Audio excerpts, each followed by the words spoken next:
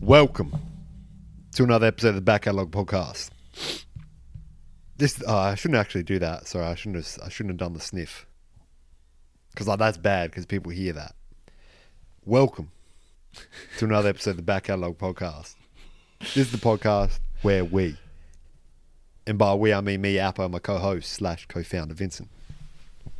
We dive into the streaming service. We tell you, the listener and the viewer, what is worth and what is not. And Vincent, there's been big things going on at Whole H, Vincent. Do you know Whole H? What? At Whole H. What's Whole H? The listeners and the viewers at home know about Whole H. Now, Whole H is Comic-Con related because there's big things going on at Comic-Con. Well, what's Whole H? It's just the hole where they be showing things. So like essentially, H. not the whole H. Hole. No, not like the whole, like WHOLE. Like Whole H. And sometimes people say I should enunciate because there's a difference between all and whole, like whole and whole. You know. Okay. But to me, they're the same thing. They're just the same thing. But Vincent, this is what I want to say to you. I want to tell you that at Whole H, I'm talking about Whole H, right? There was some big things that had dropped. And before we even get into what we're doing today, I just want us to talk about these big things that had dropped. Because this is Comic-Con exclusive episode of the Back Catalogue podcast where we. So you won't see me for a while, but that's just because I'm in my photos looking at the things that I've screenshot, RE Whole H. So just to let people know, Whole H was where Marvel Studios hosted their conference for Comic-Con. So I'm going to tell you the slate of things that are to be released within the next year or 2 years, Vincent. Can I tell you these things? Sure. Like, are you excited about this? I don't know what I'm excited about, so just tell me and then I'll tell you if I'm excited about it. All right. So February 7th. By 7th, I mean 17th, 2023. Ant-Man and the Wasp, Quantumania. What is it? So it's called Ant-Man and the Wasp, Quantumania. I just had to take a second to realize how that was written. Quantumania. There's plenty here, so I'm going to be rattling them off, right? Spring 2023, Secret Invasion. May 5th, 2023. I don't know why they're doing May 5th. They're doing Springs, but they're doing that. Guardians of the Galaxy, Volume 3. Summer 2023, Marvel Studios Echo. Summer 2023. Now, these people messed up. I'm not going to say when this is out because they're doing summers, then they're doing Julys, then they're doing this, then they're doing that. But Loki Season 2. Already? Then we got July 20... that's what I'm talking about, next year. Then we got July 28th, The Marvels. So that's Kamala Khan coming into the Captain Marvel world. I'm assuming. I don't actually know. I'm assuming. Then November 3rd, we have Blade. We have Ironheart. We have Agatha, Coven of Chaos. We have Daredevil, Born Again. Hold on. America.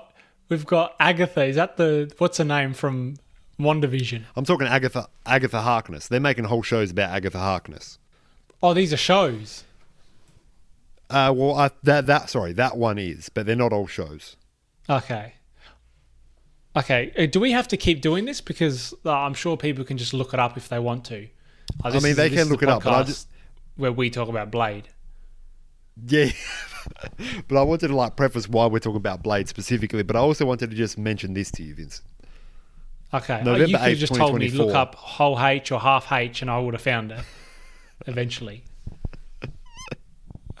Well, yeah, but this is the podcast where people could get this sort of news as well. You know what I mean? Yeah, but this is the podcast where I am just looking to a blurred picture of your face for the past 15 minutes. So, all right. Well, listen. Maybe that idea that I had was a bad way of going about, but essentially we are doing Blade. Because next year there's going to be Blade. And what better way to do Blade than to go back to Blade? You know what I mean?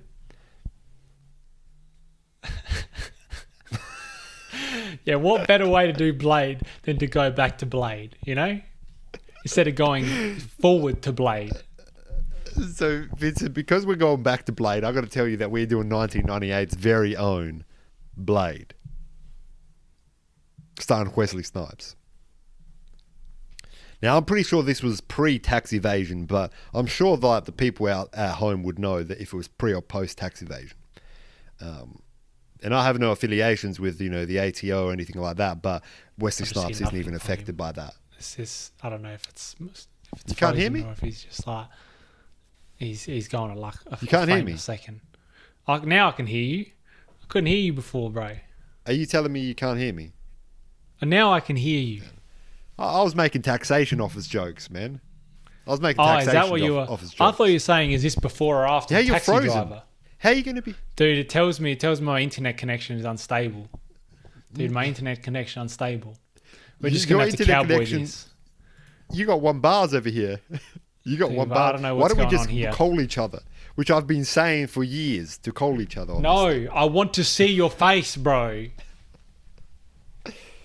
I mean, this is this is neither here nor there, but we don't see each other's face when we do the food videos. And the quality of the product is it doesn't still work there. well. Okay? This is the podcast where we, and by we I mean me, Vincent, gets frustrated at him, Appo. And people would think that I'm the frustrated one, given the fact that I'm always frustrated and angry in these videos. But really, it's actually me. It's actually me. Nah, all right, can we Vincent just talk about Blade? He's got... Yeah, but I was just going to say, Vincent, you've got like quite a lot of patience. I'll tell you that much. Okay, so let me just do like things here, right? So this got the 7.1 out of 10 on the IMDb. It's got 57% on the Rotten Tomatoes. It had a budget of... Man, they ain't got budgets, man. They ain't got budgets here. 45 million. 45 million. 45 and million. it made 164 million. And it made 164 million. So, Vincent, this is a story about Blade, man. That's what we're getting into. Wesley Snipes is Blade, That's right. Do they ever... Oh, they called him... I was going to say, he never calls himself Blade. Other people call him Blade. Yeah. Because, I mean, and like, I mean, in he's most like, cases... I've got a sword. Call me Blade. Yeah. And, I mean, it's probably because, one, his social skills aren't the best. Yeah. Like, Mans isn't going up to people and being like, "Hi, Vincent, how are you? My name is Blade Montgomery Jeffers, but but I'm here to like kill vampires and whatnot." He's not going up to people and he's saying his full name and telling occupations. He's just going up to people. Blade Montgomery with Jeffries is not. He's not going up to people and saying that. Absolutely not. But Vincent, I'm going to give you a synopsis and then we'll just get into the hits and the misses. Bro, the synopsis is man goes and kills vampires. That's the synopsis. Yeah, and essentially he wears like leather suits, man, and that's... Bro, there's a lot of leather. There's a lot of leather creaking. You know that signature leather creaking. You sit down on a leather couch, you'd be like, "No, it wasn't me." That's what this movie is. This movie is just 120 minutes of, "Nah, bro, it wasn't me. I promise it was the leather." Blade's gone through like a whole warehouse of vampires and he's killed them. And then at the end he's like, "Yeah, but no, actually that wasn't me. Oh, that was the leather that was making that noise the whole time." Vincent, I want to talk about some specific things with you. And one of those specific things that I want to talk about is how we're going to have this process continue if I'm seeing Vincent, just frozen on my screen. And I'm not talking about anyone else. I'm talking about very Vincent. still. So, one thing that I really want to talk about is, so this was really the beginning of the Marvel Studios superhero movies. I don't believe it was the first one, but it was one of the earlier ones. Yeah. So I want to hear your take on what you think about this as a superhero movie. I want to hear your take on what you think about Blade as a character. But also, I want to hear about what you think of the action in this movie when compared to some of the action that we've seen in more recent Marvel flicks. Those are some talking points that I at least want to try to hit. Let me give you my my answers to those. So I can tell that this movie, the director, Stephen Norrington, Stephen Norrington. He went for an absolute vibe, and he achieved that. You're looking at the screen like you're puzzled. Did you? I was looking at Stephen Norrington. I wanted to see who he was because sounds Stephen like Norrington. Captain Norrington from. He sounds like he's doing like Jack Sparrow things, like this might be the day that I'll catch him, but I might not. That famous quote from whatever that movie is, Pirates. Yeah, but go on. I was just looking me, at the guy's not. face. This movie has absolute style. You know what I mean? Like it goes 100% on the style that Stephen is aiming for, and I think that it's not a movie that you go, yeah, no, this is one of the best movies I've seen, but you enjoy this movie because it has style and you're here for that style. And I think honestly, most of the movie was pretty top tier for me personally. It falls apart a bit at the end because there's a lot of CGI, and it just ends up being like a bit of, oh bro, like these guys are there's gonna be spirits and they're gonna have like wings for some reason, and then this dude's gonna turn into like a blood vampire, and you're gonna chop him in half, but then it's gonna look like like a kid pix effect. I mean, if they told me that the CGI in this movie was done in Kid Pix, I wouldn't question it. And look, if that's what you need to do to reach the budget, then that's what you need to do. But I mean, Blade is a super cool superhero. I guess you wouldn't call it. He's just a man's with the sword that kills vampires. But this is a cool movie. I think if anything, you'd refer to him probably as an anti-hero. But I agree with all of those statements that you made, Vincent. So, this goes for some gritty techno vampire vibe. That's its thing. For the entire movie, that's its thing. And I think that's great. And I think that the best thing about this movie is that the majority of it is literally, we've got vampires over here, Blade needs to go kill them. I know that there's an underlying plot, and there's secret societies and whatnot, but they're not so focused on that it takes away from the fact that you've got Wesley Snipes doing martial arts, killing vampires, and he's got a slit in his trench coat to put his blade, and Mans will not miss that slit when he puts his blade away. He will never miss. Because if that was me, bro, the back of my trench coat would just be bare. Yeah, no, 100%. Sorry, I had some technical difficulties. My microphone fell out of its sockets, but no, it's good. I thought about that. You're one step away from scratching your back, but you're one step away from also scratching that spine if you put that in the wrong way. Yeah. So one thing that I think was great about the Blade character and this movie in general was that, yes, it was a superhero movie, but it was one that is aimed towards adults. A lot of the current Marvel stuff, which I'm not coming out here saying the Marvel stuff is trash. I love the Marvel stuff. I mean, 90% of the reason this podcast exists is because we love Marvel things. But this movie it's not gritty, but it is just like we're gonna cut people up. There's gonna be blood coming out of the ceiling. There's gonna be a blood monster. There's gonna be a dude so big like he just been eating things all day, but he's a vampire, so he can't die. He's gonna be half burnt. He's gonna be like a burnt rotisserie chicken, just sitting there. This is not for kids, but because it's not for kids, you can just do violent and crazy and fun things. Yeah, like you can have heads losing their hands. Mm-hmm. What do you think? You waiting for me to continue? Thank you, appreciate that.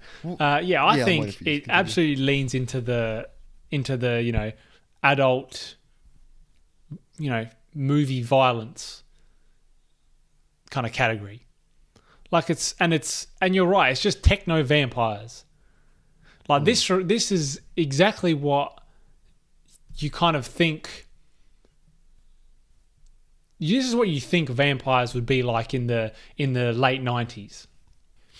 They're going to like underground raves at a slaughterhouse, and there's blood raining from the ceiling, and they're wearing all leather.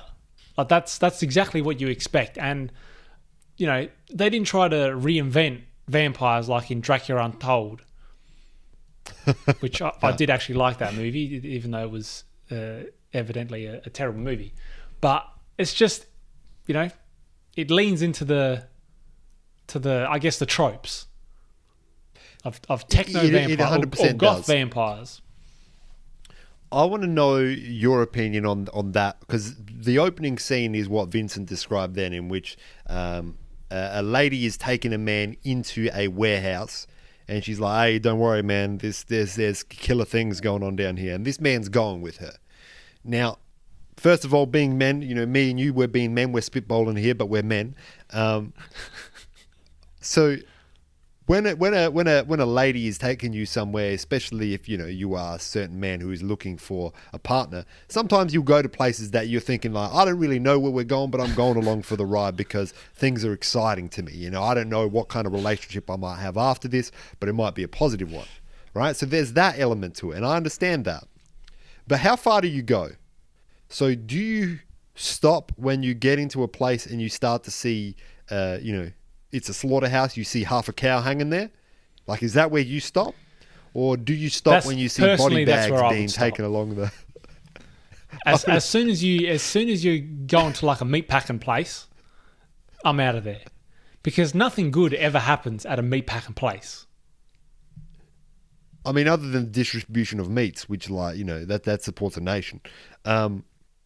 But also, if there was something good going on at a meat packing place, like you're just smelling raw beef. Like when you're down there, you're just smelling raw beef. Yeah. You know what I mean though? Like I've never been in a abattoir, but I'm assuming the smell that would be coming off of that thing, like all the hooves and whatnot that are being being made into glue. That would create somewhat of a smell that I think that even if you were raving, even if you were sweating up against someone else, there would be that slight smell of meat. But then, do you also think that this man's horniness got him to the level in which he saw dead bodies being shifted through that space, and he went, "Oh my God, like I see this. I'm showing you, the viewer, that I see this, but I'm going to continue walking with this lady." Dude was not thinking with his head, that's for sure. Well, I mean, not the right one, and that's the issue. So, the other funny thing about that scene, which I think is an iconic scene. So, essentially, this man is the only man in a vampire club, and blood starts raining down. He starts freaking out, and they all hold on. Before that, he's in the rave. He's like, "Oh yeah," and he's just like dancing with all these people, and he keeps getting pushed by different heads, and he's just like, "Oh okay, yeah," and then he's getting back into it again. And he goes up to the lady that brought him there, and she pushes him away. Yeah, but he's still... And also the DJ has headlights on, which is hilarious. Yeah, which, like, I mean, if I was a DJ, I'd be DJ headlight. Be DJ high beam. Because it sounds like I'm headlining, but I'm actually just headlight. So regardless of how I go about it, like I'm the headlight DJ. And people are, "Oh, you're the headline?" Yeah, absolutely. Whatever you heard, that's what I am. But Mans gets involved in this vampire club. So he's running around being kicked on the floor by all these vampires. And then Blade rocks up. And what an awesome way to just open up this film, with just Blade doing Blade things. The other thing that I wanted to quickly mention, Vincent, if you're a vampire society, right? You're a society. So you've been around for a while, because like societies don't come up in a week. Like societies take time. You're a vampire society, and you have all these years to plan about how you're going to live your life as a vampire. You can't go out in the day. You can go out in the night. Why are they doing nightclubs? Like, if you're out in the day doing vampire business, right? Maybe because they don't know how to, adequately transport themselves to the places, to the nightclubs in the day. I know what you mean. Like, why wouldn't they do nightclubs in the day? Right. And what I'm seeing from you right now is that I said something about a minute and a half ago, and then you were laughing like either you processed it for a minute or we're lagging here. Right, we're lagging. Okay, we're lagging. But we're not lacking because we're doing content. So this is what I'm saying. Wouldn't you set up like some underground tunnels? So at night you do your vampire stuff. You're out and about. You're sucking blood. You're working at your job. You're doing whatever you want to be doing. And then during the day, when the other vampires are going to sleep, e.g., when most people go to nightclubs, you got this underground tunnel that leads you to Club Lucifer, and you're just doing Lucifer-like things in there. Yeah, but then think about it. They've got to sleep, I'm sure. Yeah, but people at a nightclub also have to sleep, but they're still going to nightclubs. You go there for what, a couple of hours? Point. Look, and they do have the resources because they got their hands in the pockets of all the upper echelons of society, of human society. So they could have made tunnels, like they could have made tunnels adjacent to the subways. That's exactly right. I mean, you could do something adjacent to the subway, call it the subway. And I mean, that's just marketing, Yeah. Vincent, had you seen this movie before? I'd never seen this movie before. What were your thoughts on the martial arts aspect of it, the fight scenes and the fighting aspects of this film? I thought the fights were pretty good, actually. I didn't find any issues with it until at one point Blade does a spinning kick that doesn't even go near the dude, and then the other dude also does a spinning kick that doesn't go near Blade. Yeah. And it just looked like they were kind of doing a dance battle. And if that's what they were doing, that's fine. Kick. Yeah. Yeah. It was like one of them said, "Oh, look what I can do," and the other guy goes, "Oh, I know I can do it too." Yeah, that was funny.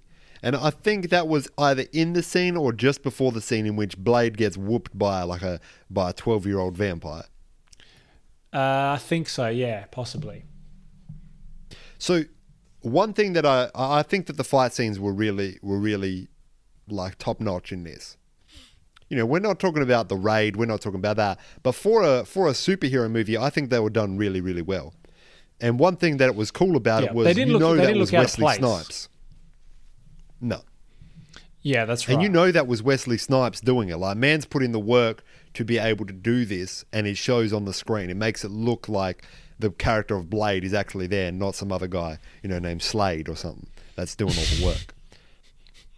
One thing that I liked most about this, and if you rewatch this back, you think about it, you'll notice that there's a lot of it, is Blade is just backhanding people. Like, he's doing spinning kicks, but then he'll just backhand someone just because he's Blade. And I was like, what superhero does that? And I know that there's bits on this. I know that, Donald Glover does a whole bit on the character of Shaft. But Blade is out here just slapping vampires and slapping humans in the face. I mean, which superhero has done that? That's just in his repertoire, That's a move that he's familiar with, and he does it to some degree of technicality that he finds adequate for fighting humans and vampires. I mean, that's the most eloquent way that could have been put.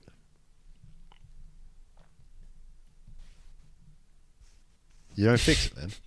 One thing that I love about this movie, especially the character of Blade, and it reminds me of The Matrix in a way, and you brought up The Matrix because we were almost going to do that, but that movie's too long. We're going to do the second Matrix. The style of Blade is not something that if you saw Blade now, if Blade didn't exist in this movie, right, and you brought out Blade now, you just brought up a dude, you saw a dude walking down the street wearing Blade things, you'd be laughing at that bloke, or you'd be thinking, man, this bloke's crazy. Same as if you saw people dressed as, let me just adjust some things. Same as if you saw people dressed as the individuals in The Matrix, right? You'd be thinking like, these dudes are wacky looking. But because those properties exist, and they were done so well when they first existed, I think that they translate even to today. because Blade walked, right? New Blade can run. You know what I'm saying? His outfit, you can make it exactly like that, and it will still look cool. Yeah, I think so. Yeah, I think you're right. But I mean, that was... So I'm just adjusting things on this end. I don't know what you're doing, but you're doing things. You're doing things. I mean, I thought the outfit was pretty cool. You know, like it's got a vibe, and he's sticking with it. And you know, it most definitely was cool, man. But it also, you also look at him and he's like, he's got all his stuff, and he's got his bandoliers, and he's got all his knife pockets and things like that. And it's you can see where it's all going. I mean, post it coming out of him, or like while he's in there in his suit. The what? The post it? Are you saying like post, like he throws it at people, like you see where it's going, like it's going to go into a vampire's head, or are you saying like there's pockets? No. I'm saying he's got his suits, he's got pockets, he's got bandoliers for his steaks, he's got everything, you know? Yeah, we're not talking Wagyu, we're talking silver steaks.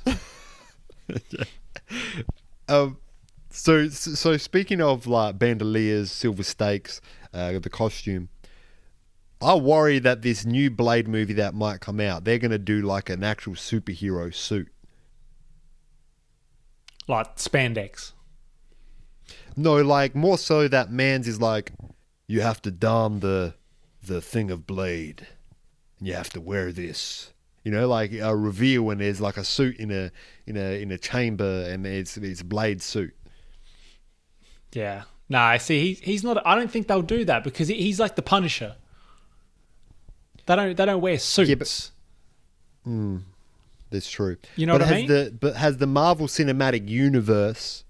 I'm talking about the MCU, not because that's the Netflix property, the Punisher. Has the MCU, as we know it, done that?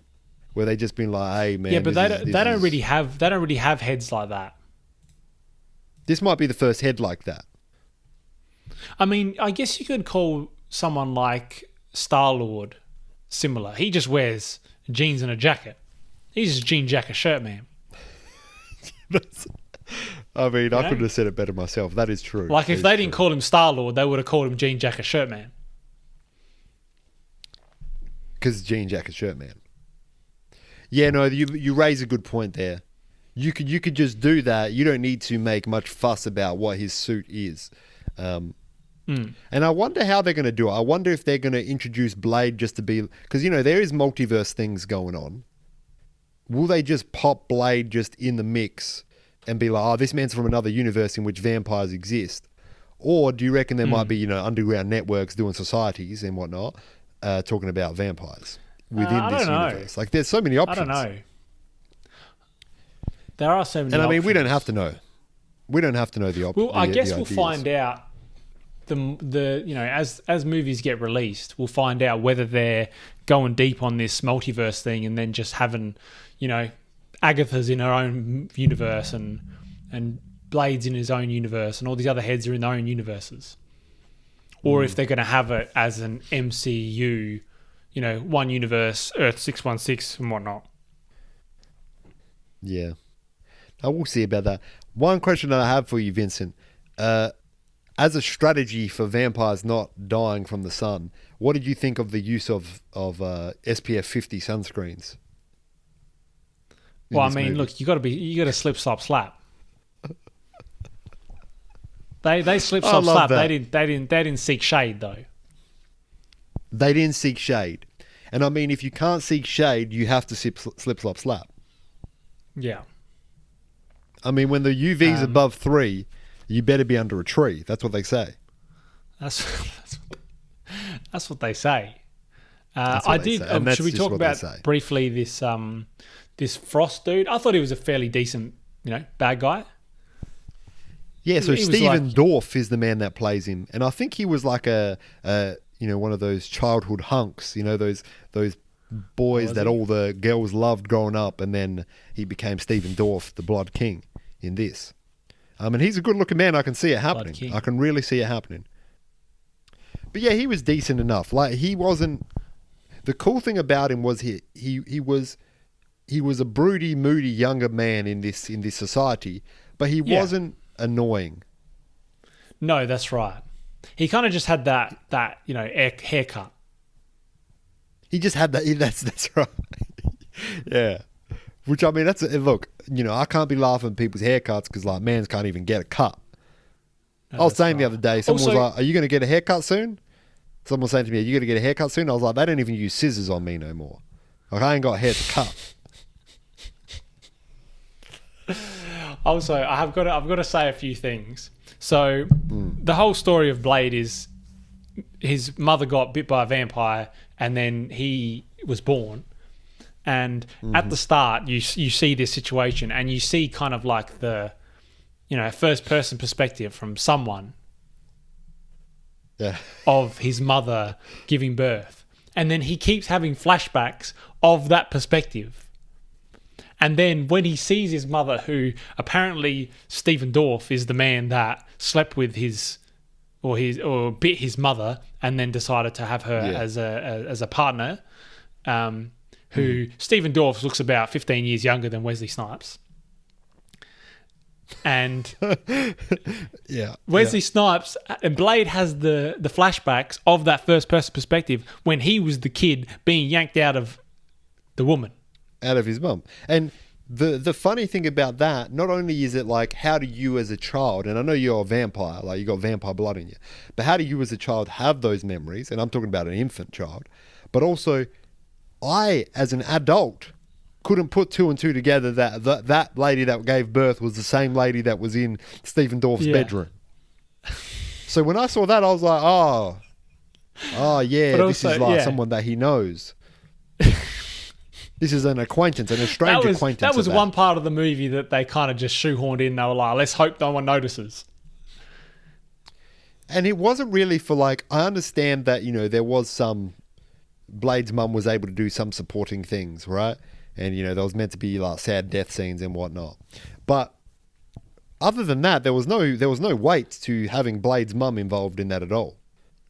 There was really, they really didn't need it. And there was not even a sad death scene. He was just like, oh, mum, you're one of them, and stabs her with a bone.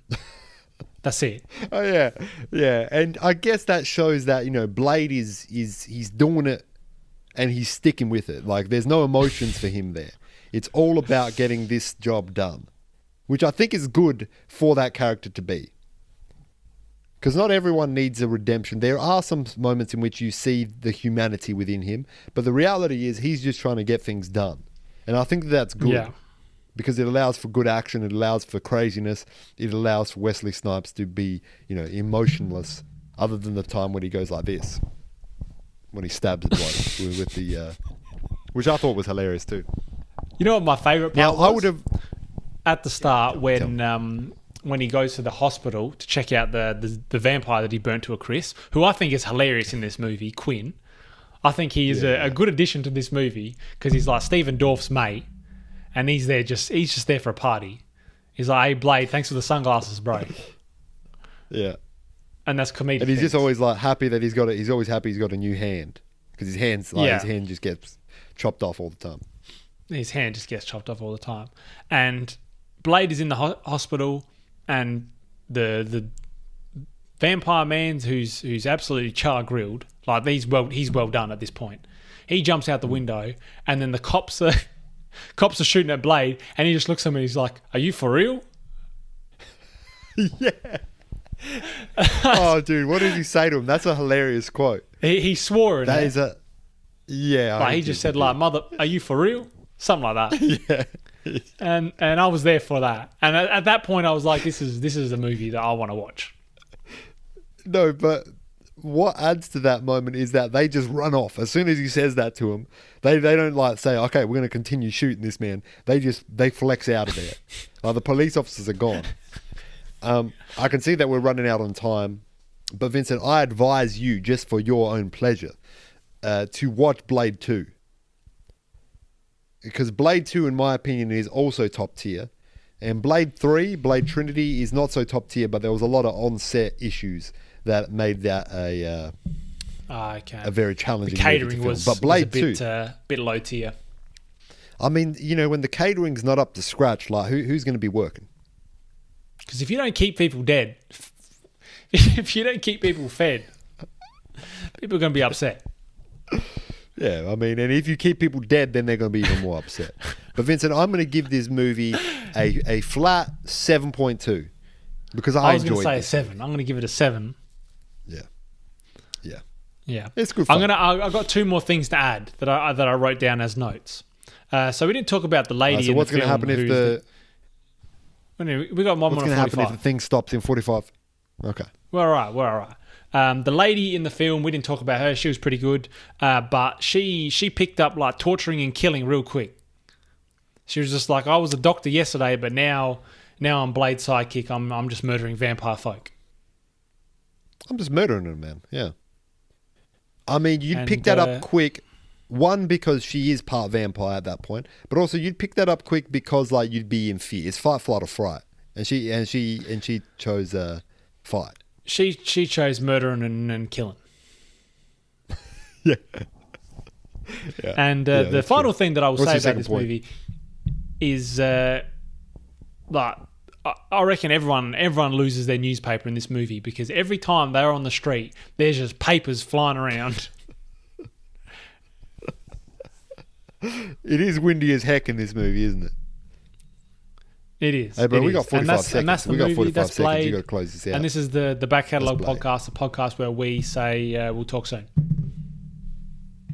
Hey, talk soon, bro. Talk soon.